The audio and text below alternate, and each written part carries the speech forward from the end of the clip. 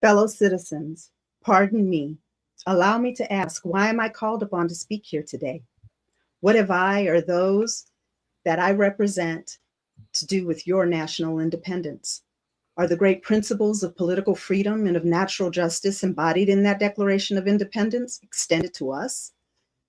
And am I, therefore, called upon to bring our humble offering to the national altar and to confess the benefits and express devout gratitude for the blessings resulting from your independence to us? Would to God, both for your sakes and ours, that an affirmative answer could be truthfully returned to these questions. Then would my task be light and my burden easy and delightful. For who is there so cold that a nation's sympathy could not warm him? Who so obdurate and dead to sympathy could not warm him? The claims of gratitude that would not thankfully acknowledge such priceless benefits. Who so stolid and selfish that would not give his voice to swell the hallelujahs of a nation's jubilee when the chains of servitude have been torn from his limbs? I am not that man. Welcome, everybody. Welcome, everybody, to the Triple A's plus M. And tonight we have a big, big lineup for you. Say hello, everyone. Hello, everyone. Ah, okay. We start with the jokes already. Thank you, Mo. Uh, And Mo, what that poem was from? Let me unmute. That is Frederick Douglass's address in 1852 on July 5th, and it is famously named To a Slave, What is the 4th of July? And I'm going to be reading an excerpt from it. Absolutely. Thank you so much. yes. And we have in the house not only Mo, and she'll be bringing you those excerpts. We also do have Andrea. Andrea, we Hi. we have back from out there on reporting, and she has a special surprise for you, Miss Anitra. Hey y'all, what's going on? Happy Oh, birthday to my brother. oh, happy birthday, brother. We'll say it Happy all. birthday. All right. With that said, let's go ahead. We have some housekeeping. And before we go into our program, so we did have a couple of questions and we do have housekeeping. The question today that I would like to give you so you can start thinking about it, our viewers, exactly what's going on. And I want it from your perspective. How are you feeling about one, the 4th of July? So that's one question. And the ladies will definitely give their insight. And number two, the other topic would be how we as a people progressed over the 250 years and what does it mean to us? So, those are the two questions. Please think about them because we will be coming back to it so we can get your input on it. But before we do that, let's go ahead and go over to our reporter on the ground. Hey everybody, I have a special guest coming to the stage tonight, and before he comes to the stage, I'm going to introduce him, let you know a little bit about the man that have coming to the stage.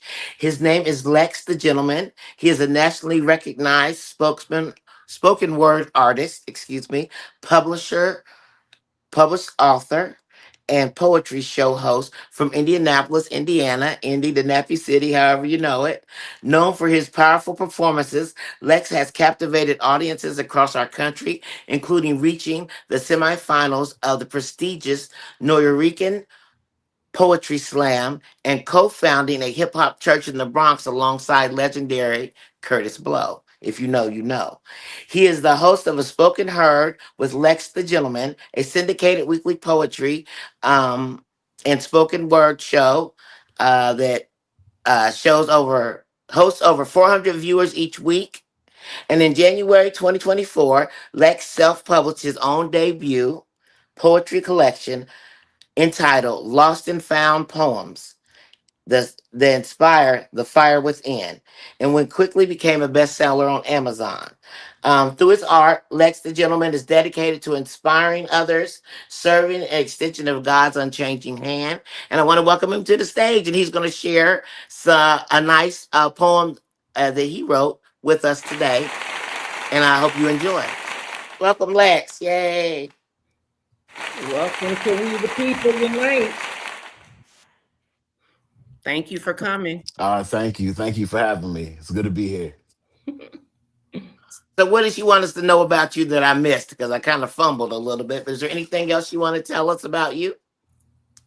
I mean, you said it all. You said it all. I do want to say one of the things that I'm passionate about is also a prison ministry. So if you see my shirt, it says my mission sent me to prison. So one things that we do every year is I take a team and we go inside the juvenile facilities, and we work with and minister to the young men ages 8 to 25 that are in the juvenile prisons. And so it's we actually have coming up in August. We're going back in, actually, well, October. Right, we're going back in this year. So, but yeah, we're just happy to be here. And Maybe we can have you back yeah, and you can tell us more about that, because that's pretty amazing. Because it takes a whole village, and we appreciate you. Need more men out there working with the community to get things together. We do. thank you. Thank you. So you're going to share some of your spoken word with us today, and Yes. it's your floor whenever you're ready, All sir. right. All right. Let's get into it.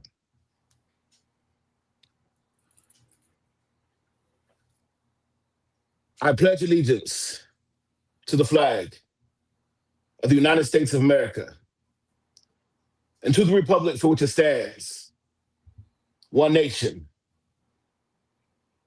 woven with the fabric of falsehood and fabrication, where stitchings of lynchings make mirages of integration and narcissistic nightmares are the only American dream we're chasing, where pious propaganda is presented in media as facts, and different races race to rescue every cultural group except Blacks. The facts have been presented every day, another instance of the need for true rebellion in the form of Black resistance. See, Black resistance is not loud, but it's fierce. It's the breath that won't be stolen, the song that won't stop singing, the hand that won't stop holding, the same hands that held nothing but dreams and each other, that built future out of scraps while they worshiped undercover. It asked the question, who stands for us? When more priority is put on pets than a suffering Black soul, who pays the price for prejudice when the love for money pays the toll? Placing bounties on our head while Black babies go unfed and Black mothers identify sons who have been covered in red, their rights that took flights before they ever got grown, and money meant for their communities is put towards spaceships that are flown. Who stands with the forgotten? Who's fighting for their future? Who stands up for the sister that while cooking, they still shoot her? Her water was boiling. Now my blood is too. Being forced to back a system that has turned its back on you. We are who we are waiting for. The revolution lies within. And until we face these facts, this fight we face will never end. See, we've just been treading water. Now we must swim before we drown. Relying as if we were not so special, they wouldn't try so hard to hold us down. The fate of the Black experience is now lying at the cusp. And Black lives, they will not matter until they first matter to us. And they won't matter to us until we know how much we matter to God, the one who sees and knows it all and always finishes his job. His rod, staff will comfort us as we stand jointly, bold and tall, under God, indivisible, with true liberty and justice for all. That's our piece. Well, let's do a snap, snap, snap. Okay. Thank you. Oh, that's wonderful. It sure That was. was excellent. Thank you so Appreciate it. much. Thank you. Thank It you. has Thank you. it embodies the whole feeling of Yes. where we're at. Amazing. Yes. Amazing. Thank you. Got my Thank you. eyes watering. I know I'm about to cry. Yeah. When when I put that together, it was truly a collaboration of just all. I just took all the thoughts that I had over the years, all the just through watching the media and just seeing the injustices that are going on, and just kind of just all put it together in one piece. So Yeah, that's how that that came was about. Yeah, Do that Well was you do said. you excellent. live in Minneapolis? Indianapolis. You Indianapolis. live in Indianapolis. Okay. Did you Yes, go up to Minneapolis? I grew up in Indianapolis, Indiana. Okay, but I Yeah, was but just wondering during, the Sandra Good, and is Sandra Good? Yeah, Sandra Good and the other yeah, gentleman. that was Minneapolis. I'm in Yeah, I thought maybe you Indianapolis. might have went up there when, when they was having all. Oh That's what I was asking. no, no, I haven't. But I lived in New York for a while. New York is where I actually learned, like, my whole style of poetry is New York style of poetry, because I lived in New York for 4 years. And um, Absolutely. We hear it. shout out Yeah, to everything they're doing Wonderful. in New York. Yeah, yeah. yeah. NYC here. It So sounded very East yeah, Coast. Mhm. yeah, Very East Coast. Yes. You have to come and do it One again. of our viewers had a question for you, Lex. He asked, "Do you know of Brandon Leake? Leake? sounds very familiar. Sounds very familiar. Jamie, do you Yeah. think you could elaborate a little bit? Like, where's he from? What does he do? And then maybe that'll jar his memory a little bit. Or what made you pick that name? Yeah. Yeah, Brandon Lake. Well, I Yeah, will tell because you, I have I believe he's a poet. a poet. I believe he's a fellow Lex does poet. have his own book of poetry that is available on Amazon and Barnes and Noble. I think where I got mine at. It's called again "Lost and Found: Poems to Inspire the Fire Within." It is she's a later on or in a few minutes. There we go, right there. It's wonderful, and Yeah, it's got sections on it on hope, faith, and love, and they are amazing. They do inspire a fire within. I've shared them with some of my patients and clients and different people, and they've asked me for copies and wanted to read it. And it's something you can read, feel like you've done something, you've learned something, get you thought provoking conversation, and it's he really done a good job. And there's more about him on the back.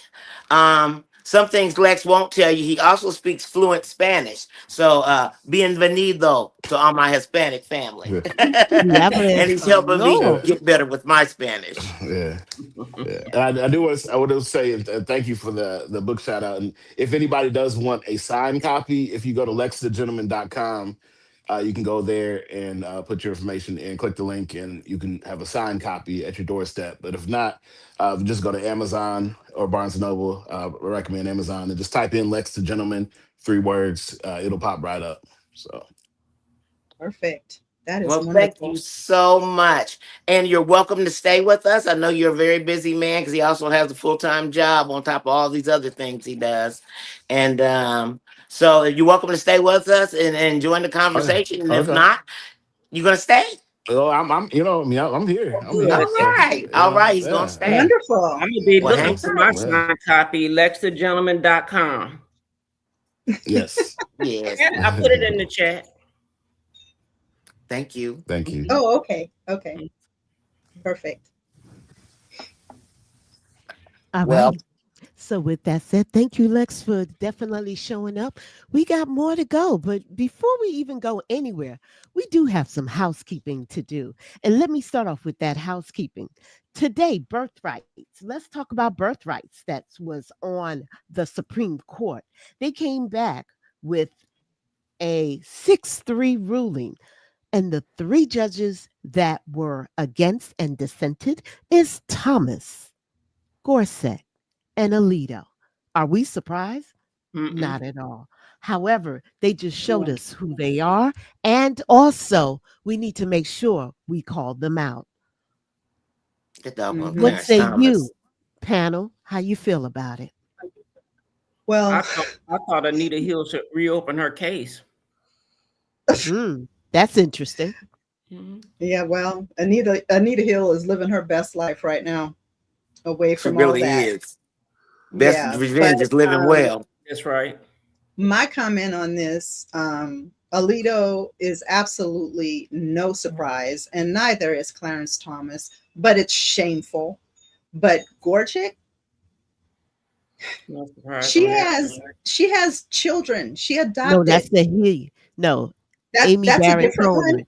No, Oh, Portia is the okay, guy. She's okay. thinking Got the Coney name. Barrett. Okay, I take that back. Tony I Okay, Barrett. take it yeah. back. Reel it back in. I was about to say this woman has black daughters. Like what is she thinking? But okay. I was Right. wrong about that. Okay.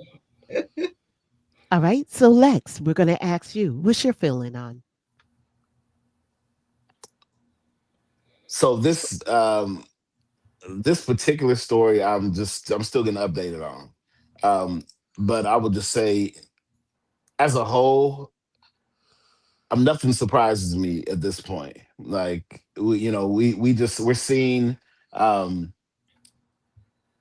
we're seeing history just continue to repeat itself. And one of the things I talked about in my piece that I feel like we really need going forward is true black resistance. And one of the things I say in that piece is, black resistance is not loud, but it's fierce. It's a breath that won't be stolen. It's time for us to truly start speaking out, speaking out again, to not let others steal our breath, steal our narrative. It's the hand that won't stop holding, continue to hold each other's hands through it all, grip those hands tighter, and know that we are as long as we unite and truly come together as one voice, like we're truly unstoppable, as a people. And I just think us, especially the like black community, we need to come together. We need to come together. So everything, all these different stories and things that are going on. It's sad, but it's not surprising to me. Well, the one thing I wanted to So, say was that, again, I want to mention that there's over 350 million people in this country, and yet only 14 million people vote, and that's including Republicans, Democrats, and Independents. so I just want to make sure that we stand corrected. So Joe Biden did not vote in Clarence Thomas. Okay, Clarence Thomas came from the Bush era. So let's make sure we're telling the right. So Rusty, it's not Joe Biden. It was Clarence. It was Bush. All It right. was Daddy That Bush too. Wasn't that Son Bush, right? correct. So Now I just Bush want is to, the one. just in But case people are not familiar with what the 14th Amendment actually is, because here's my problem. It shouldn't have been 6-3. It should have been nine absolutely not. zero, and it probably should not have even been taken up, because the Constitution states all persons born or naturalized in the United States and subject to the jurisdiction thereof are citizens of the United States and of the state wherein they reside. No state shall make or enforce any law which shall abridge the privileges or immunities of citizenship of the United States, nor shall any state deprive any person of life, liberty, or property without due process of law, nor deny to any person within its jurisdiction the equal protection of the laws. Why were we even thinking about debating that? Because they wanted to Right. make a move on it. Bottom Yeah. line is all born on US soil are Americans. That is the bottom line. Everything that she just read to you, the bottom line is all that are born on US soil are Americans. So we're going to move into the next one. Trans teen, and it was only for women. This is what I have a problem with, or girls, okay? The trans teens, they also made a move and they moved it back to the states. So their ruling is the states have the bottom line on indicating whether or not they can participate. Talk back to me, crowd. Well, we all know what that means. It was similar to when they repealed Roe v. Wade and sent it back to the states. Depending on where you live, is going to be whether or not you have the right to participate fully as a citizen in whatever is going on in that state. So it's going to make things very unfortunate for those children that are living in red states that they cannot participate, they're discriminated against, and they're not allowed their civil rights. Well, it's not that many. That's the first thing. It's not as big as a issue as they make it, of course. And but those who are who identify as trans, they're gonna have trouble out here in the Midwest. They're gonna continue to have trouble. And if they are, don't let them be ethnic or have any ethnicity or any other issues going on with them. They're really going to have trouble, and they're going to have their parents are going to have to decide how to protect them and how to best shield them from issues. And I'll just leave it at that as far as that's concerned. But we have a very transphobic community anyway. So the transatlantic, the Atlantic is trans. You know what I'm saying? So, He's going off. Jamie, Everything's trans, and they're so making a joke Jamie, out of it, and people I are really really getting hurt. agree with you. It's always about girls or women. It's never about men. Nope. So Nope. yeah, how about that? They always Well, want to I'm gonna go control back us. with my slogan: "Live and let live." Right, Absolutely. right. Okay. I think I heard from anybody. Anybody else want to weigh in on this? Because I'm going to the next one. I just wanted to Oh, say that I think that people and the attention that they put on it makes it a bigger story than what it is. And if they would just be quiet and let people live, then it would not be something that would even be a problem for most people. Yeah. I hear you. All right. With that said, last but not least, in our housekeeping from the Supreme Court, but this one's on the floor of the White House. It is the SAVE Act. So the House floor remained effortlessly. That means they were not trying to move a needle. They shut down today, Tuesday, after more than a dozen House representatives, and especially these were conservatives, confirmed their blockage in protest of the stalled Save America Act. So, Andrea, this has always been your topic. Won't Well, you take it away? it always had to do again with controlling women.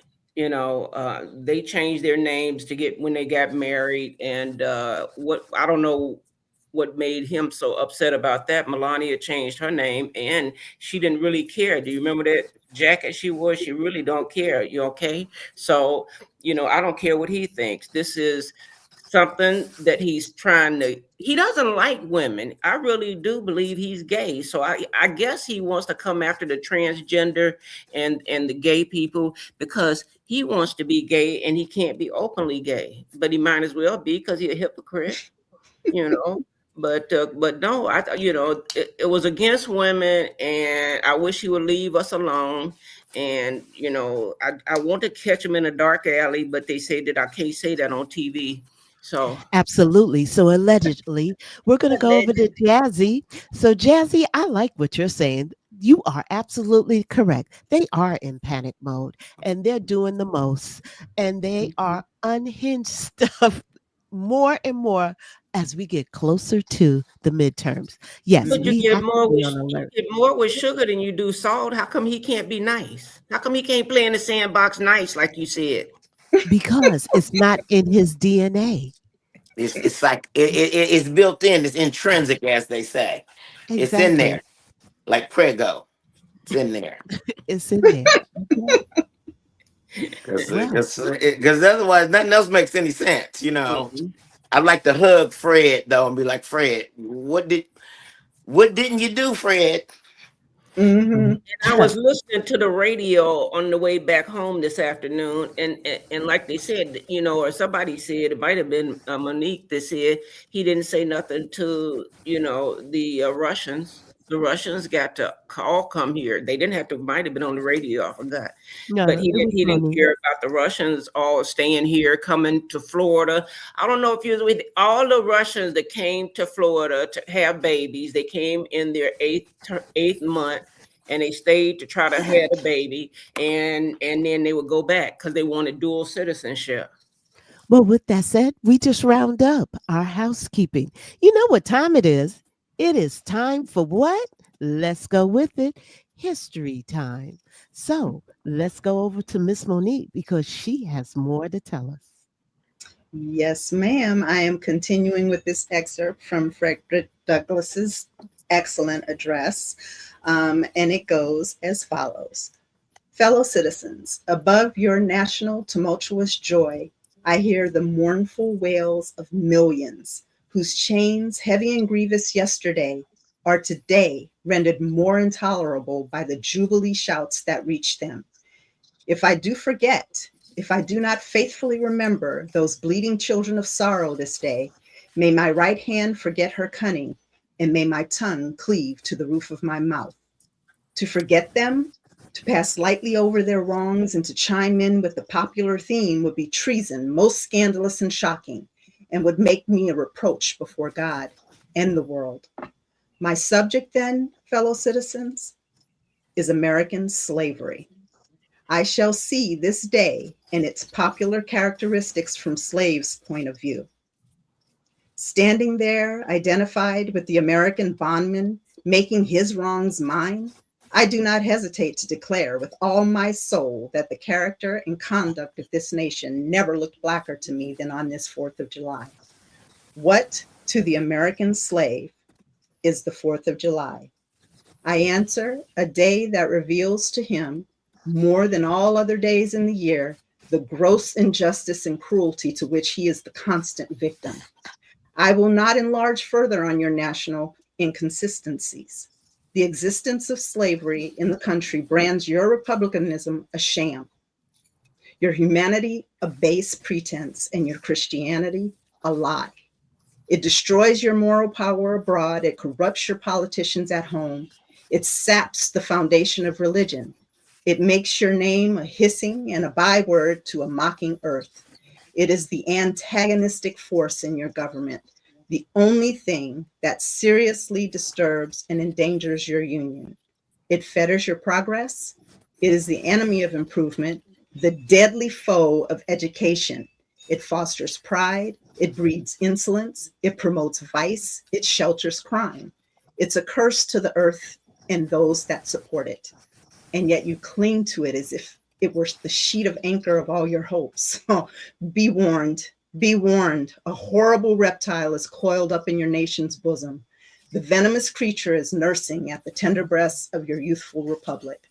For the love of God, tear away and fling from you this hideous monster, and let the weight of 20 millions crush and destroy it forever.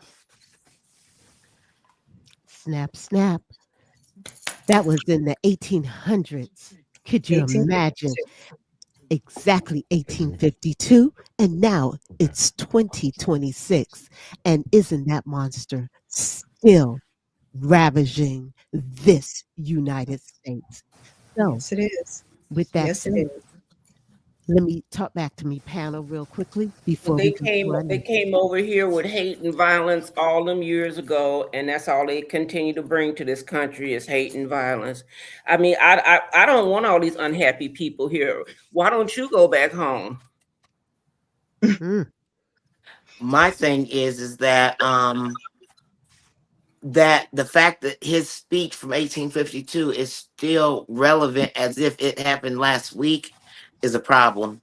that Yes. is the problem. That's my point. Yeah, It's yeah. 1852, and here it is, Yeah. 2026. So go ahead, Lex. I'll give you the I just floor. want to say, I actually, so that speech, I actually have now have done three impersonations of Frederick Douglass and have actually done that speech "What to the Slave Is 4th of July" in full costume because I work with an acting troupe. And one of the things about that speech given July 5th, 1852 in Rochester, New York, is he litters the speech all throughout with fellow citizens. You know, Yes. I'm a man. And that's what I love about Frederick Douglass. He's like, you will respect me as a man. You will see me as a man. You know, Yes. and you will treat me And as a nothing less. person, nothing less. Yes, a human being, right?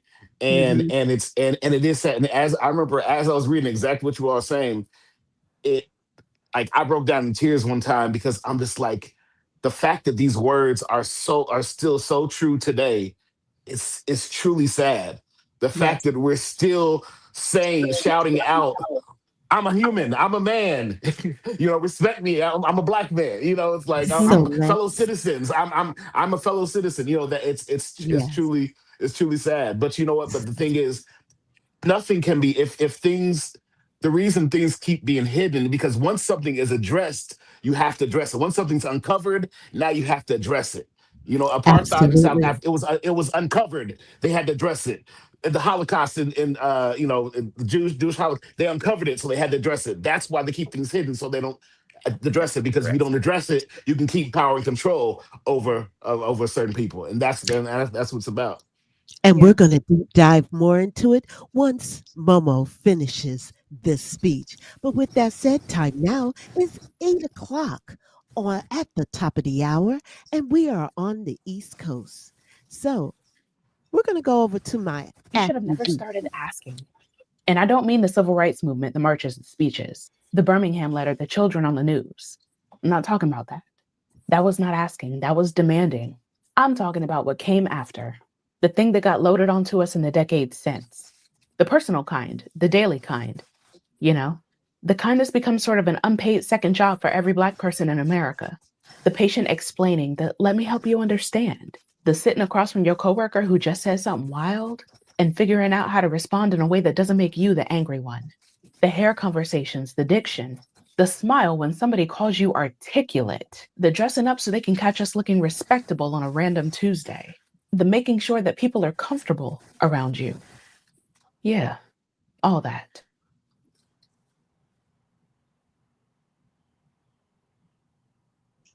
Sound went away.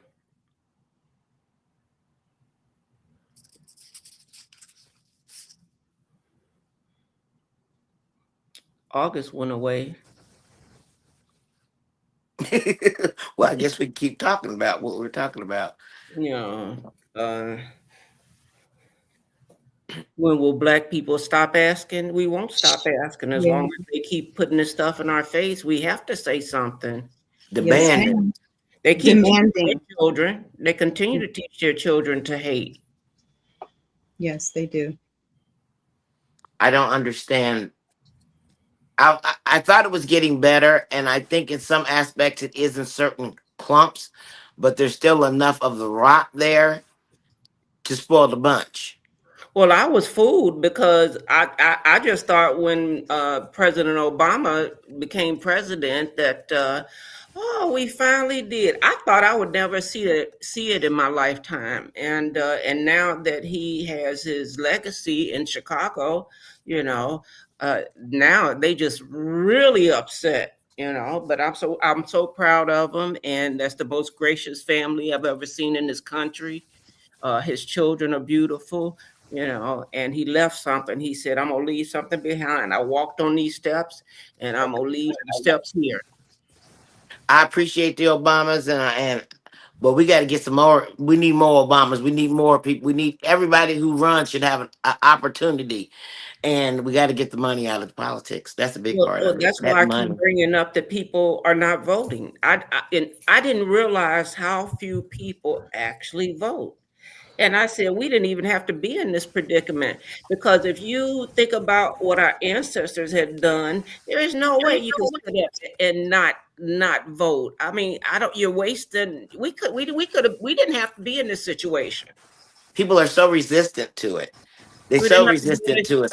I mean, they're like, I got guns and I don't need to know, and I don't watch the news and I don't vote and I don't get involved. And I said, well, it's going to get involved with you, whether you get involved or not. I had this conversation yesterday, and the lady was like, I'm strapped. I said, well, you got a gun, but what if there's 5 of them and they got guns too? And everybody walking around with guns.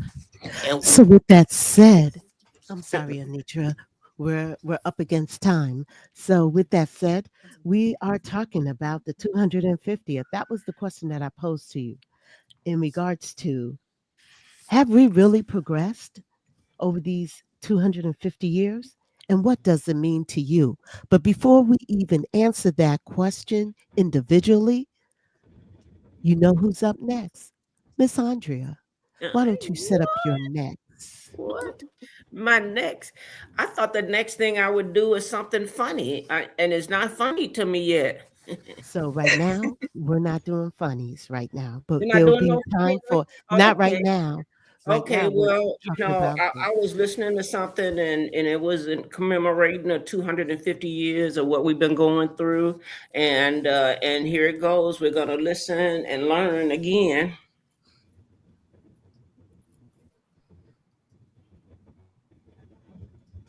This year, Judy Woodruff is kicking off a new chapter in her series, America at a Crossroads. This year, she'll explore what it means to be an American.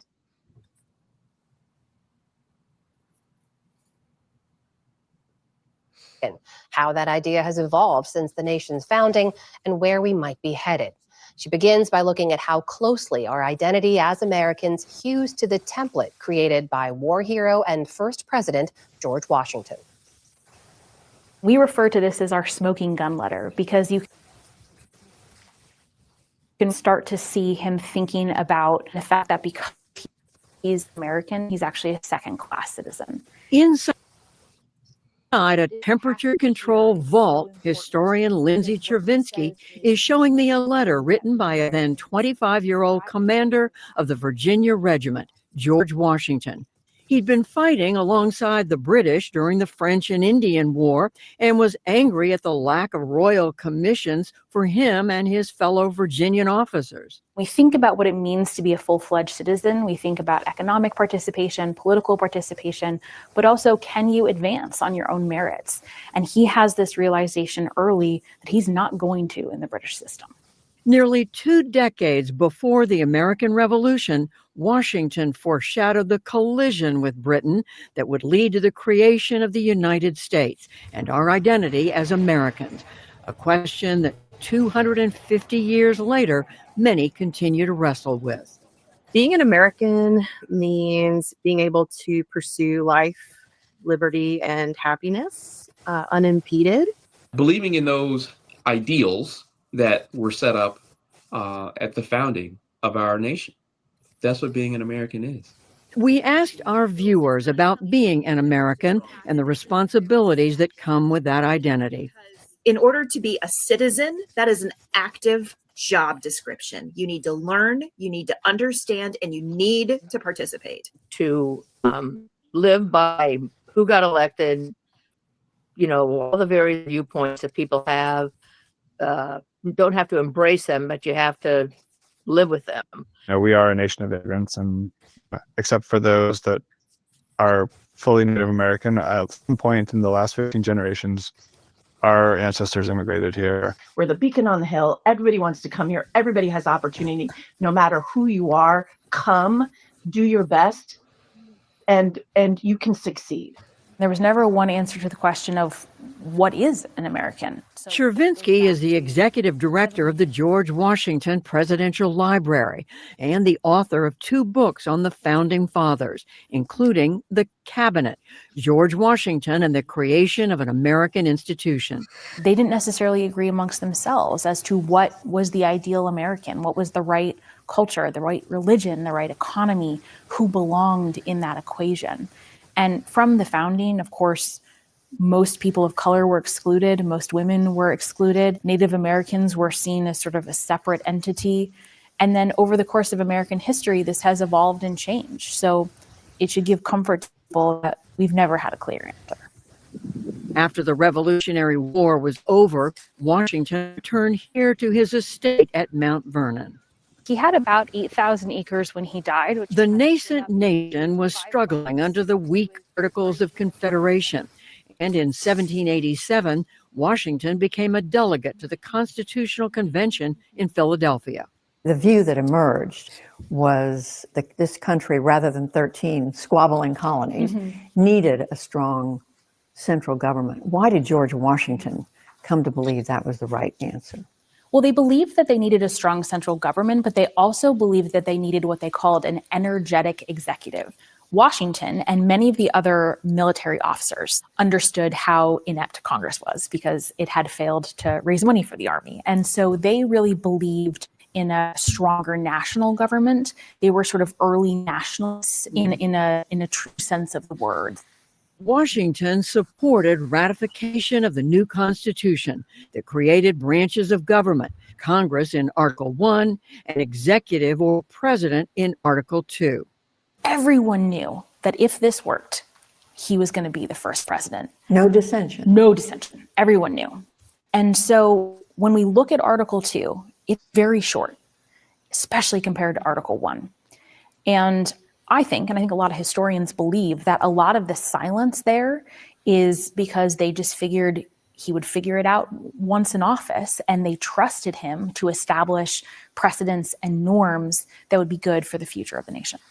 As president, Washington was committed to civilian control of the military, the peaceful transition of power, and the idea that everyone is held to the same laws. But as a wealthy landowner in Virginia, Washington also embodied contradictions at the heart of our founding documents, including the idea that all men are created equal, while codifying enslaved people as unequal, including the more than 300 people enslaved by George and Martha Washington at Mount Vernon at the time of George Washington's death in 1799. They continued to sort of buy and sell without thinking about the implications for the people that they were buying and selling until the Revolution. And then in the record, we can see a pretty distinct shift in how Washington thinks about slavery. First, he is interacting with free Black communities in places like Philadelphia and Baltimore and Boston. He was also seeing different types of agricultural production. He also was interacting with ardent abolitionists, including the Marquis de Lafayette, who was very outspoken about his distaste for slavery. But lastly, and I think most importantly, by the end of the war, some estimates suggest that about 30% of the Continental Army was Black. In his will, Washington stated that the people on his estate that he controlled would be free upon his wife's death. A lot that he didn't do. He didn't, speak out against slavery as president. He did continue to track down people who had run away, and it is in no way an excuse or justification for all of the people that he did hold in bondage. But he knew his will was going to be a public document, and he knew it was going to be a major statement. Chervinsky sees Washington's evolution on slavery as a reminder that the founding fathers expected things to change. They didn't think what they were creating was perfect. They genuinely believed that they were trying to create something that was just a little bit better than what they had had before. They had all made compromises to try and ensure ratification, and they understood that there were problems they were sweeping under the rug. They could not figure out how to solve the issue of slavery. They also knew that there were problems they couldn't possibly foresee because they didn't have the ability to predict the future. And I think what they hoped was, even if the Constitution didn't survive forever, that the Republic would survive because each generation was willing to embrace that challenge, to try and make the nation just a little bit better. We, as Americans, have found our way to pull up our bootstraps in times of dire need and in times of stress. I believe the civil rights movement was overall success, right? The women's suffrage was a success. We can vote now. We have basic rights. I think that we still have a lot of work to do. I think the Congress should be expanded. The House of Representatives should be expanded to represent more people. We have really given up on filing amendments to make our system more adaptable to where the world is going, the way society is going, particularly now in the 21st century. I'm still sad about the Equal Rights Amendment because that's simple. 2-paragraph language. If it had been adopted, it would have covered everybody. Thank you for your service, Founding Fathers. Great job. But now it's time to evolve. Modern polling tells us we are.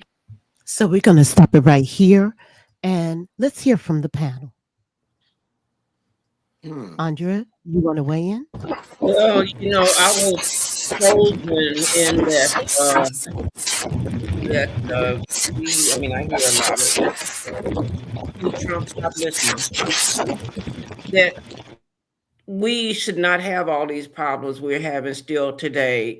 We came here, we built this country, and every time we try to, like she said, pull up our bootstraps and build another city, and like now we're fighting against them Asians that's shooting down our Black brothers, and we got this case here where they didn't want the boy to come up out the rain, but they wanted to fight with him, and they don't feel like he was defending himself. They that that ended tragically.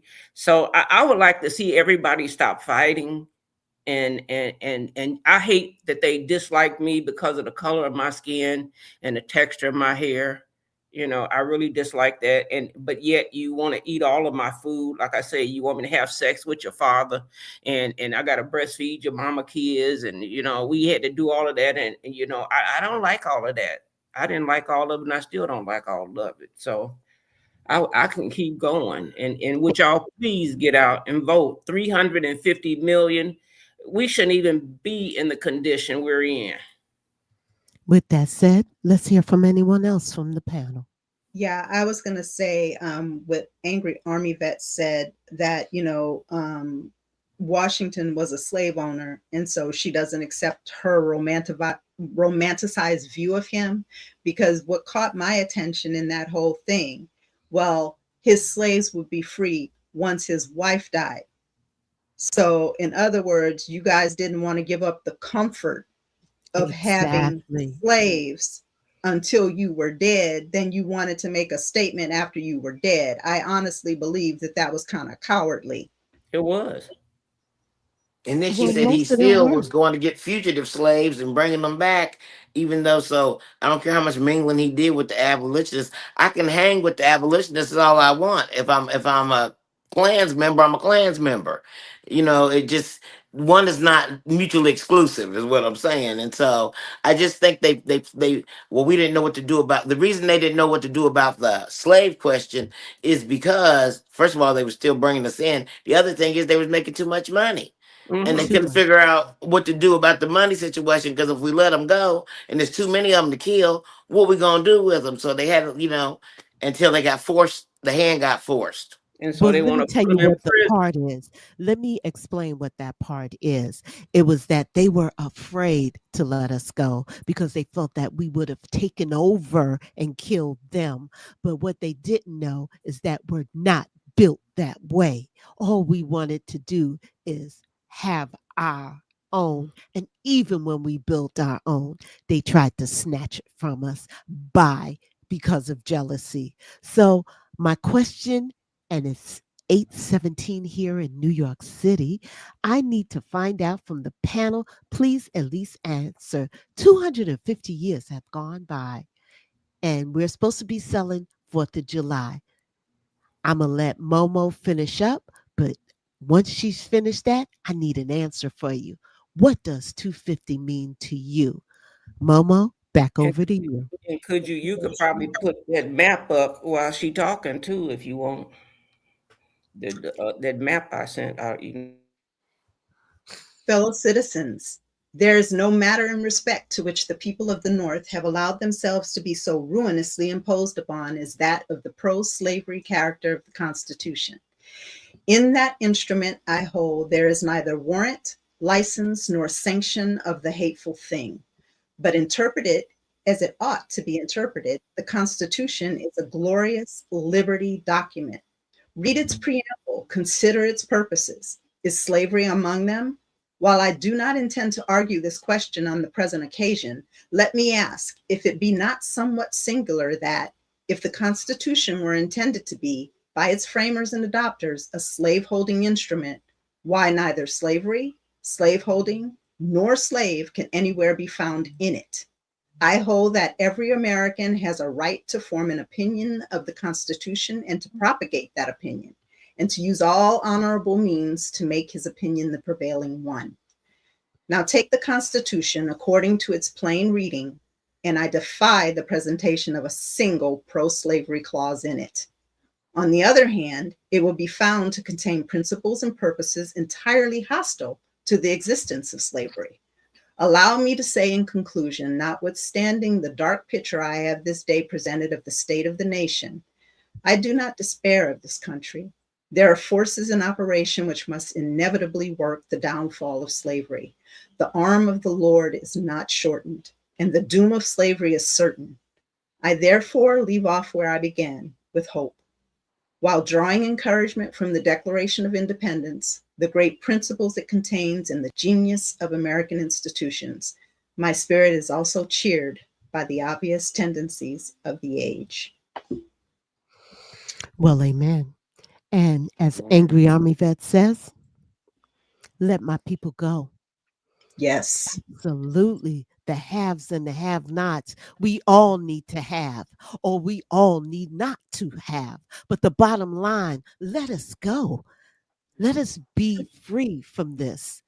So, Shackles with off. that said, thank you, Angry Army Vet, for that. That was definitely powerful.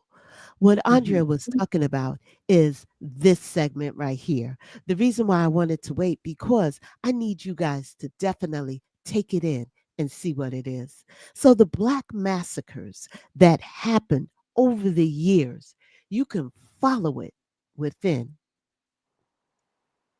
And as we look at it, look for your state, look for your place of origin, and know what has gone wrong. You don't hear about their massacres because there are none. Mm-mm. And then what really gets my goat is that Asian Americans, Latinos, and other people of color come here and want to spit on Black people. You got some goddamn nerve. Look at the massacres. You can trace your lineages back. These Black people cannot. So we got to stand on principle. Andrea, this your slide. Have at it. And how I feel is the new massacre is in prison. All of these imprisoned Black brothers, they want to make sure they don't have no more offspring. None. We want to kill all the Black brothers and brown brothers, and we want to. I can't help it. These girls like them, but it's gonna end. We just don't know how. It's gonna end. Lex, talk back to me. Godfrey say, leave my Black people alone. I feel like it goes beyond hypocrisy. Like a lot of people like to point to the Declaration of Independence and talk about the hypocrisy of it, that they wrote that document while they owned slaves. But for me, it's not so much hypocrisy as it was that they did not look at Black people as human beings. So when they were writing the Declaration of Independence, we were chattel, we were property. So it didn't matter. They were talking about all white men, all white women, created equal. Well, not even their women, really, because the women were practically chattel as well. But I mean, all they were talking about were white men. So I don't think it was so much hypocrisy as it was that they didn't even consider our humanity. So we weren't included. Well, I can't hear you, Lex. You're on mute. But Jamie, thank you for your Sorry, I was on mute donation the and whole your time. support. Thank you so much for giving us that donation. We truly Yes, appreciate it. thank you. And we love what you're saying. I'm glad that you're learning, you're finding out true history, not only through the books, but through experience. Lex, over to you. Can you hear me now? Yes. Okay, I was on mute just talking away. Um, We do it but too. one thing, but what I was saying was, one thing as a people, we've always been a body of faith, right? And that's because we've always had to have faith into something that's greater than what we saw, greater than these folks we saw that had this supposed control over us. We had to know that there's a sovereign God, and I believe that going forward, that's what we need. That's what we need to continue to come together in unity, knowing that there is a God that sees all and knows all. When we talk about Black resistance, it's not just about surviving oppression. It's about not letting the oppression we went through define who we are, right? And we have to remember Right. who we are that we are children of God. That there's a reason, because you gotta understand there's something deeper. It doesn't make sense for them to be so obsessed with everything we do. That doesn't make sense for them to want our rhythm, but not our blues. They want everything, so there has to be something more. And we have to realize in that's something more. We are the original people. We are the original people. And it's like, so we have to get to the OG, the original God, and get with him and allow him to continue to take us through. You know what I'm saying? And he will. And I believe that as long as that happens, and that's why we can keep enjoying life. That's why we living our best life. They can't understand that because of No, God's grace. God's grace is why because we of just God's enjoy it. grace. We living our best life. We gonna continue to live our best life. And so that's what I gotta say about that. I wanted you to have it because, guys, remember his book, Lost, Found, and Lost and Found, the poem to inspire the fire within. That means deep down in that belly, in that heart, and in your soul. Please check it out. Make sure you get that on your bookshelf and make sure you read it. Read it to a Yes. young man. He needs to hear about it. We need to read it to our teens. Let them hear about it. If we're reading it, pique their curiosity. So we're coming to the bottom of the hour, but you know what? No one's answered my question. What does 250 and 4th of July means to you? So I'm going to have a quick roundtable. And Andrea, I'm going to let you start off first. July 4th is my mother's birthday. May she rest in heaven. And that's it. That's all it No, means to me. enough said. Okay. And 250 years? 250. This stuff still going on. Okay. Makes sense. Anitra, over to you. 250 years. We've been free for 161, which means when I was born, we were at 111 years of freedom. I knew my great great grandmother. That means her mama was a slave. I was that close to it. My father integrated the fire department where I'm from. My father, mine, in the whole county. It's an issue. We've come so far, yet stayed somewhat stagnant. But like Lex said, there's something to it. We just keep on thriving. We just keep on going. And I see people saying, "Why are black people happy? Black people are unbothered." We will make a party at a funeral. However, and that's where the joy comes in. We had to learn to be resilient after meaningless days and hours of hard work to try to relax, to have some meaning of life and try to capture whatever we can. So I say we keep doing what we've been doing. We try to rock that vote, get out there, talk to people. We got to change some of the laws. We got to keep the bad people out as much as we can, but we got to keep being ourselves and we can't give up. And the other thing is, I stay 10 toes down. You tell me I can't stay, I'm going to come because I'm getting all the way involved. I'm going all the way. I hear Indiana, you. we're raising more than corn and kids. Ooh, go ahead and wear it. You go right ahead and wear that. Over to Finally you. got to see it again. Over to you, Miss Momo. Well, 4th of July. 4th of July. I've never really celebrated the 4th of July, honestly.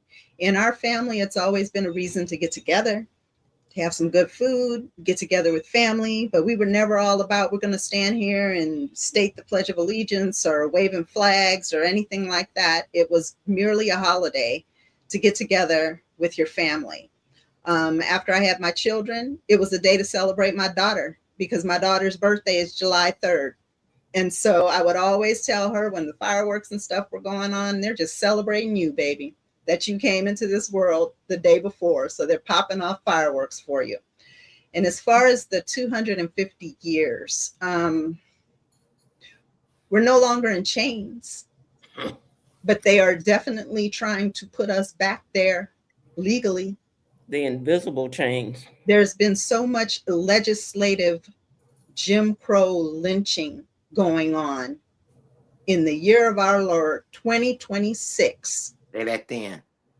That I can actually envision some fool getting on the television talking about how Black people should still be in servitude. So progress, And I'm it's not our sure how own. much It's made. our own saying that. Mm-hmm. It's Yes, our own saying that. Years coming. yes, yes. Mm-hmm. You Mm-hmm. How gonna do you mean the read what country? Angry Army said, That's Monique? why I have it Oh, up. yeah. So They want angry. us for entertainment, fetishism, cultural appropriation, and many more things. 250 years, we have a lot of work to do. And I agree with her on that. As Jazzy said, we need 251 reset. We need to reset. Absolutely, Jazzy. Absolutely. An angry army vet, you always nail it. Yeah. Um, you always nail it. From my flight deck, we've seen good times with President Obama coming up, stepping up, and he took on the challenge and he did it with grace and class. You can't buy class, and nobody can teach you class. Your mama and them try, but you got Right. to make sure it's within you, okay? You can't buy it, and he showed us. Some disappointments is the president that we have right now that he doesn't even acknowledge his own. So what makes you think he's going to acknowledge us? And for all of those that would like to see Black people back on the farm and in servitude, we're not going back. That's where the revolution will begin. Because guess what? It's time for you to go in servitude. Because if you don't check yourself, that's why right now you're being wrecked. Totally. And it's So, bad for Mr. your health. Lex, if you have something to say, now's the time before we go into our last segment. I would say we've always been a people of class. We've always been. We taught them how to be civilized. We were in Africa living in castles while they were in Europe living in caves. So this is who And we taught them how to are. brush their teeth and wash Right. their And how to ass. wash their bodies. This is who we've been. So we need to just keep being who we've been, children of God that are coming together and make these, like she said, make these 200, these next 250 years. This is a reset. This is a reset. Right. And everything that's going on, everything that's going on now, it's just being exposed for all the world to see. So can't nobody say, oh, we didn't know, we didn't know. It's exposed to all. We've known it's been going on, but now everybody knows and sees. It's time for us to come together and put our faith in God and keep moving forward, unite, and get out and vote. Get out and vote. That's So that's right. why I see these next Absolutely. 250 years. Yeah. Absolutely. And I, don't I forget, just need y'all to keep passing that message on that it's over 350 million people in this country and only 14 million, and that's all three categories, Democrats, Republicans, and independents. Only 14 million voted. Now, if you get up off your so-so, we would already be through with this. well, guys, you know that we always have our funny segment. And I know we're running late, but please, viewers, stick with us because you know Andrea has got to bring you the heat. Here we go.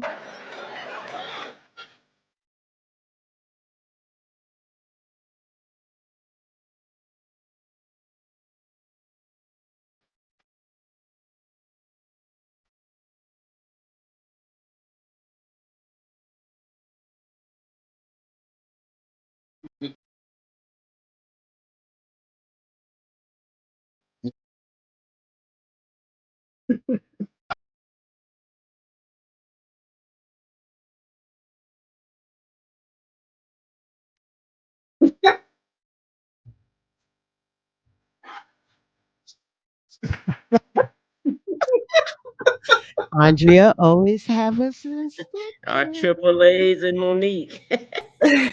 Always have us in stitches. I have one more for you if you can.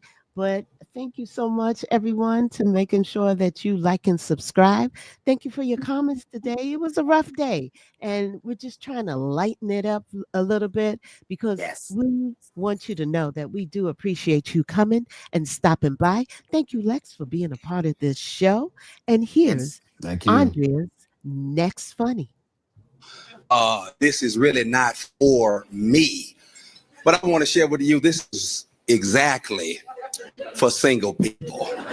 Married people are already grandfathered in, they stuck.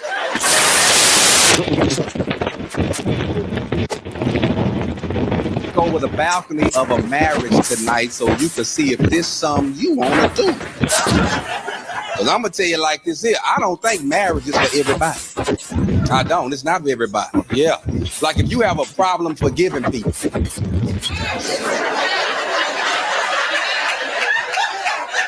You know what I'm saying? If you struggle forgiving folk, single. Yeah, I wouldn't get married if I was you. Yeah.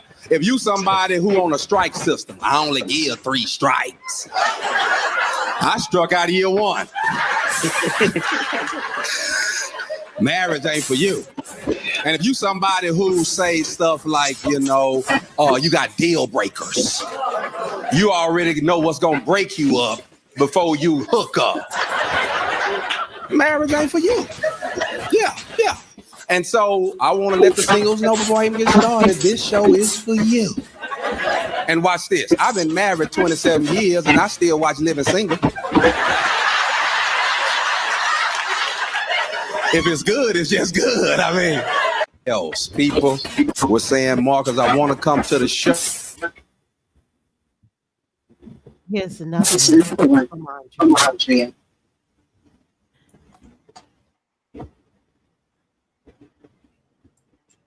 I don't know where that sounds.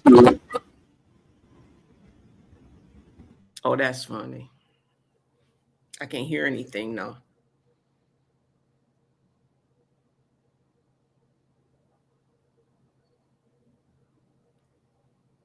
No sound.